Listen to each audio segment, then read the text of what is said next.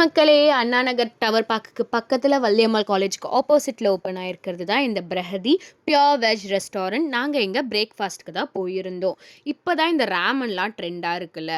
ஆனா நமக்கு ரொம்ப பிடிச்ச தோசையிலேயே கஸ்டமைசேஷன் இருந்தா எவ்ளோ சூப்பரா இருக்கும்ல.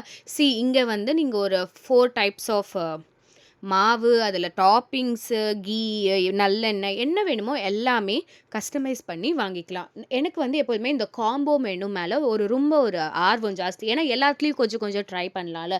So I went for their breakfast combo. இதில ஒரு சூப்பு, உளுத்தங்களி, தேங்காய் சட்னி, கார சட்னி, சாம்பார், பனானா, அரிசி உப்புமா வாஸ் டாப் நாட்ச் நிஜமாலே.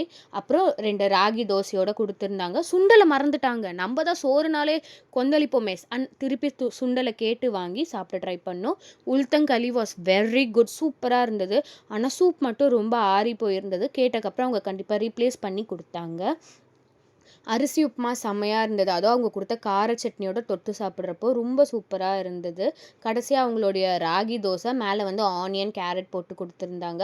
அந்த சாம்பார், சட்னி எல்லாம் வச்சு சாப்பிட்டாலும் சூப்பரா இருந்தது. தனியா சாப்பிடுறப்பவும் ரொம்ப சூப்பரா இருந்தது. ஓவரால் ஒருத்தங்களுக்கு கண்டிப்பா அது ரொம்ப ஃபில்லிங்கா இருக்கும். கடைசியா பனானா கூட இருக்கும்.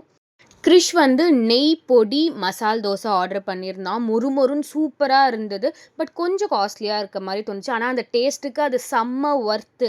அப்புறம் கண்டிப்பா ஃபில்டர் காஃபி. அண்ட் ஈவினிங் போனீங்கன்னா, அவங்க வந்து காஃபி பார் வச்சிருக்காங்க. வேர் யூ கெட் லாட்டேஸ், அப்புறம் வந்து ஐஸ்கிரீம்ஸ் எல்லாமே காஃபில கிடைக்குது. நாங்க ஒரு ஃபில்டர் காஃபி குடிச்சோம். ஆக்சுவலி நான் வந்து டீ லவ்வர். எனக்கு காஃபி பெருசா பிடிக்காது. But this was super. சேனல சப்ஸ்கிரைப் பண்ணிட்டு போய் ட்ரை பண்ணுங்க. பாய்.